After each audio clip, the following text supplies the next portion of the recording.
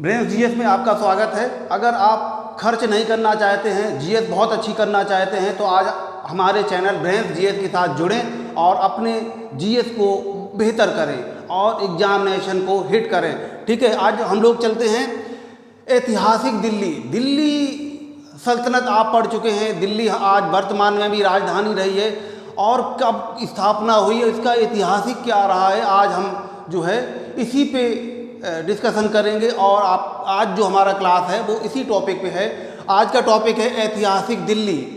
ठीक है, तो आज हम लोग देखेंगे कि जो दिल्ली है प्राचीन समय में, यानी कि महाभारत के दौरान पांडवों की राजधानी थी इंद्रप्रस्थ।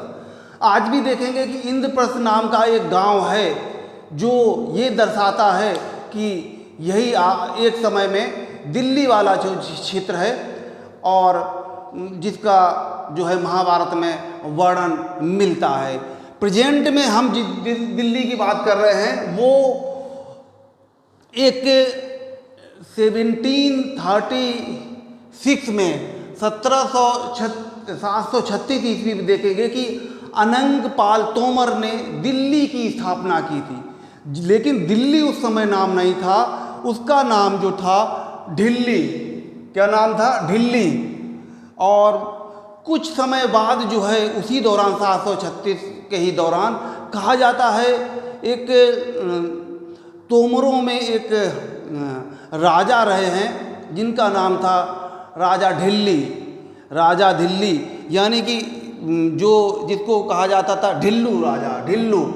तो उन्हीं के नाम पे जो है अनंगपाल तोमर ने 736 ईस्वी में दिल्ली की स्थापना की। लेकिन तोमरों के ऊपर यानी कि जो है राजपूताना का जो ग्रंथ लिखा हुआ है चंद बरदाई ने, पृथ्वीराज रासो, उसकी डेट वो 736 ईस्वी देते हैं कि अनंगपाल तोमर ने इसकी स्थापना की। लेकिन जो ऐतिहासिक हमारे अभिलेख दिल्ली में जो रखे हुए हैं तोमरों के शासन के, उसमें 1052 मिलता है टाइम पीरियड कि 1052 में जो है अनंगपाल तोमर ने इसकी स्थापना की थी। तो थोड़ा सा कंट्रोवर्सी है, तो मैंने दोनों ही कंडीशन आपको बता दी। बहरहाल अगर एग्जाम में आपको मिलेगा तो जो 736 वाली डेट है बहुत ही इम्पोर्टेंट है। और दिल्ली की स्थापना किसने की थी? अनंगपाल तोमर ने। उस दौरान दिल्ली को ढिल्ली और कुछ समय बाद ढिल्लिका के नाम से जाना जाता। लेकिन पर्टिकुलर वो एक जो अनंगपाल तोमर ने जो दिल्ली की स्थापित की थी, कोई दिल्ली एक गांव ना होके जो काफ़ी सारा बड़ा इलाका, दिल्ली के आसपास वाला काफ़ी बड़ा क्षेत्र था जिसको कहा जाता था जो है क्या नाम? ढिल्ली का। तो ये सारा जो क्षेत्र है वहाँ से दिल्ली का नाम चल निकलता है। और आगे हम लोग देखेंगे कि समय समय पे दिल्ली का जो नाम है या दिल्ली की जो राजधानी है, दिल्ली को नाम अलग अलग समय में, अलग अलग काल में, अलग अलग बादशाहों ने क्या क्या रखा था। तो दिल्ली सल्तनत बाद में जो 1206 में दिल्ली सल्तनत की जो स्थापना हुई थी, किसके द्वारा की थी? वास्तविक जो सुल्तान था इल्तुतमिश के द्वारा दिल्ली सल्तनत की स्थापना मानी जाती है। वैसे गुलाम वंश, कुतुबुद्दीन ऐबक है, लेकिन वास्तविक रूप में जो है इल्तुतमिश को माना जाता है। वहाँ से नाम आता है दिल्ली। वहाँ उसके ऊपर आप देखेंगे तो ढिल्ली नाम ट्रेंड में था। क्लियर? आप देखें कि दिल्ली पर जो है दिल्ली सल्तनत पे 5 राजवंशों ने राज किया था। वैसे सीक्वेंस का है, आपको मैंने एक क्लास में बताया था, गुड़ खा तसले में गुलाम वंश, खिलजी वंश, तुगलक वंश, सैयद वंश, लोधी वंश, वो आप पीछे के वीडियो में आपको मिलेगा। ठीक है, लेकिन आज हम जो डिस्क्राइब करेंगे, एक्सप्लेन करेंगे कि दिल्ली पर जो 5 राजवंशों ने, दिल्ली सल्तनत के जो 5 राजवंश हैं, उनमें से जो डिसेंडिंग ऑर्डर यानी कि सबसे लंबे समय तक किस वंश के शासकों ने शासन किया था, तो उसमें पहला आता है तुगलक वंश। सबसे लंबा शासन जो दिल्ली सल्तनत के राजवंशों में रहा था, तो तुगलक शासकों को 94 ईयर यानी कि 94 साल तक दिल्ली पर उन्होंने शासन किया था। ठीक है। दूसरे नंबर पे हम लोग चलेंगे तो देखेंगे गुलाम वंश। गुलाम वंश ने 84 उन्होंने 94 तक किया था, इन्होंने 94 मतलब 10 साल कम किया था। दूसरे नंबर पे ये आ जाएंगे। तीसरे नंबर पे आप देखेंगे जो लोधी वंश ने 76 साल यानी 76 ईयर दिल्ली सल्तनत पे, दिल्ली पे शासन किया था। उन्हीं के वंश के सुल्तान बने थे। ठीक है।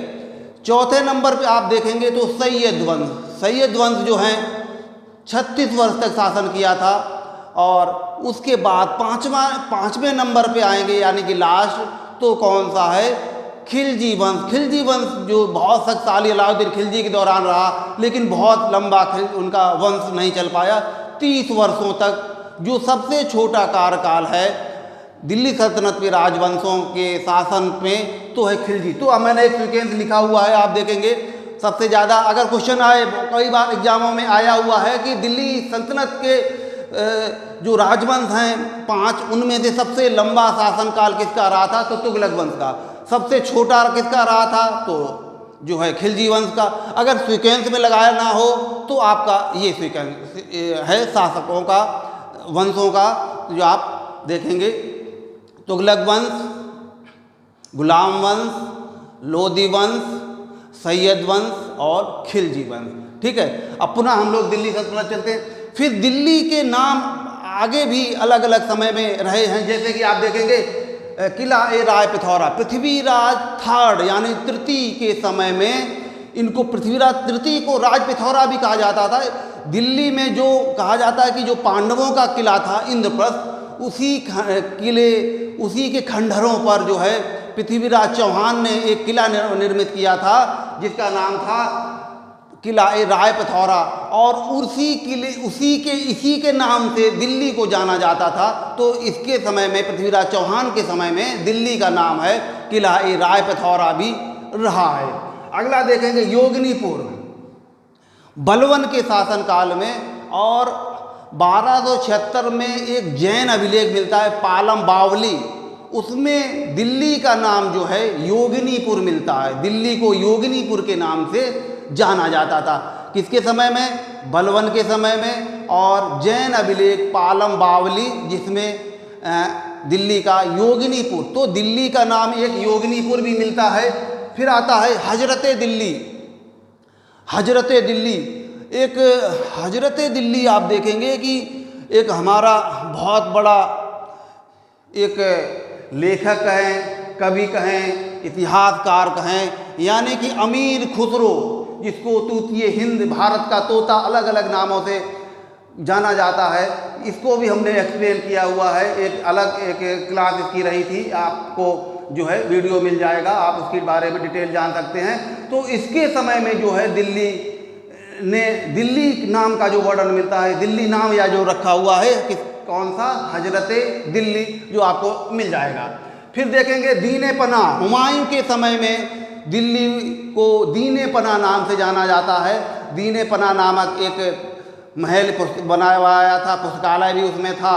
और उसी से सीढ़ियों से गिर के ये हुमायूं की डेथ भी हो जाती है। तो दिल्ली को इसी नाम से जाना जाता था, दीने पनाह नाम से। किसने दीने पनाह, किसके समय में, तो हुमायूं के समय में। आगे देखें, हुमायूं के बाद जो है बादशाह जो बनता है, सुल्तान जो बनता है, शेर शाह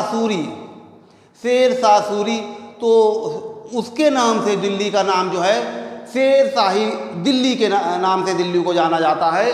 अगला देखेंगे शाहजहां का जब शासन आता है, और शाहजहां ने ही वर्तमान में जो दिल्ली का जो किला है जिसपे हमारे प्रधानमंत्री झंडा फहराते हैं, वो शाहजहां के ही यानी कि मुगल बादशाह शाहजहां के द्वारा ही निर्मित है। तो इन्हीं के नाम से दिल्ली का नाम शाहजहानाबाद भी चर्चा में रहा था। उस दौरान शाहजहानाबाद के नाम से एक उन्होंने नगर बसाया था, यानी कि दिल्ली को जो है शाहजहानाबाद के नाम से भी जाना जाता था। किसके समय में, तो वह शाहजहां के समय में।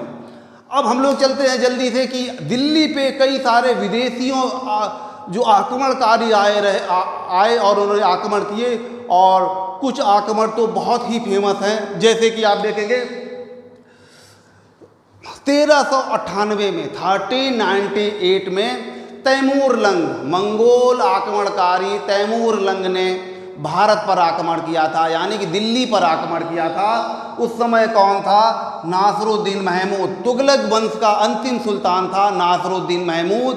उसके समय में 1739 में तैमूरलंग ने आक्रमण किया था, यानी कि कौन था? मंगोल आक्रमणकारी। दूसरा मंगोल आक्रमणकारी थी नादिर शाह।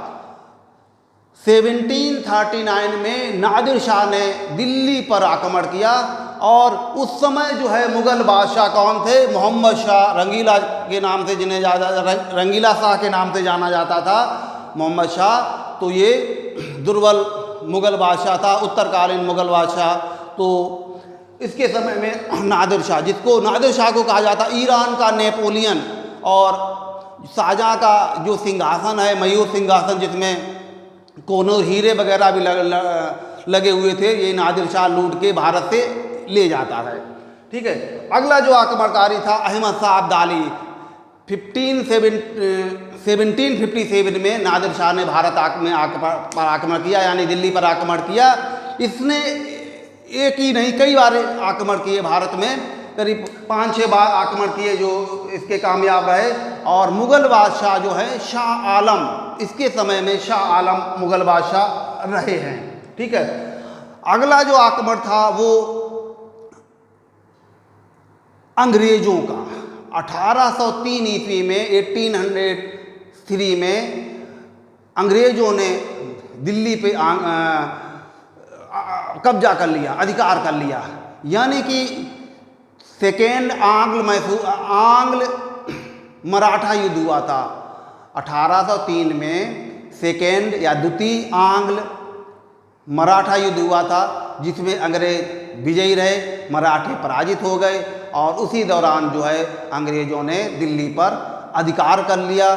और जब 1803 में दिल्ली पर अंग्रेज़ों ने अधिकार किया था, उस समय मुग़ल बादशाह जो थे शाह आलम थर्ड थे। शाह आलम थर्ड दुर्बल थे और अंग्रेज़ों का, तो अंग्रेज़ों का 1803 में बहुत इम्पोर्टेंट है, 3 हो गया।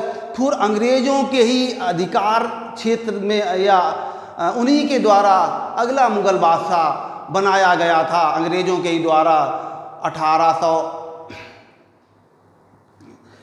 के बाद, वो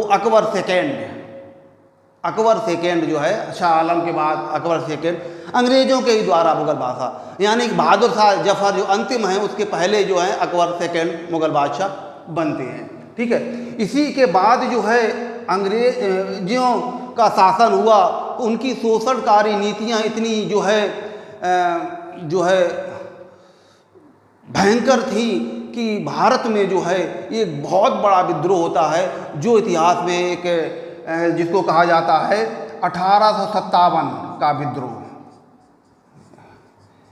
और 1857 का विद्रोह के बाद अंग्रेज अपना हेडक्वार्टर या मुख्यालय जो है, क्योंकि बहादुर शाह जफ़र अंतिम मुग़ल बादशाह थे, उनका शासन समाप्त हो जाता है, और हेडक्वार्टर दिल्ली के स्थान पे कहाँ ले जाते हैं? कलकत्ता, उनकी मुख्यालय बनता। तो राजधानी दिल्ली से 1857 के बाद 1858 में से हेडक्वार्टर जो है शिफ्ट हो जाता है, गवर्नर जनरल का शासन हो जाता है। वो आप आधुनिक भारत में उधर स्टार्ट करेंगे जब, तब आप डिटेल में जानेंगे। कलकत्ता, तो ये कलकत्ता राजधानी जो है 1911 तक रहती है। 1911 में ये जो है राजधानी दिल्ली लाए जाने की घोषणा होती है, और 12 में जो है शिफ्ट हो जाती है, तो फिर पुनः जो है दिल्ली आ जाती है। लेकिन 1911 तक राजधानी इस दौरान बीच में कलकत्ता रही थी। लॉर्ड हार्डिंग सेकेंड के समय दिल्ली दरबार जो होता है उसके तहत ये सारा, तो ये आपका ऐतिहासिक दिल्ली, अलग अलग समय में दिल्ली। वर्तमान में देखेंगे तो हमारे प्रधानमंत्री जो हैं नरेंद्र मोदी प्रधानमंत्री बने हुए हैं, और ये 4 जून को डिक्लेयर होगा कि मोदी जी ही रहेंगे या कोई और आएगा। तो ये दिल्ली का जो प्रधानमंत्री हैं, जो सत्ता है, राज सत्ता है, वर्तमान में किसके हाथ में रही। लेकिन इतिहास मैंने आपको छोटे से वीडियो में ये बता दिया कि दिल्ली में स्थापना के बाद दिल्ली पे किन किन का अधिकार रहा, कौन कौन जो है शासक या वंश उन्होंने शासन किया। बाकी हम लोग कंटिन्यू करेंगे नेक्स्ट क्लास में। ओके।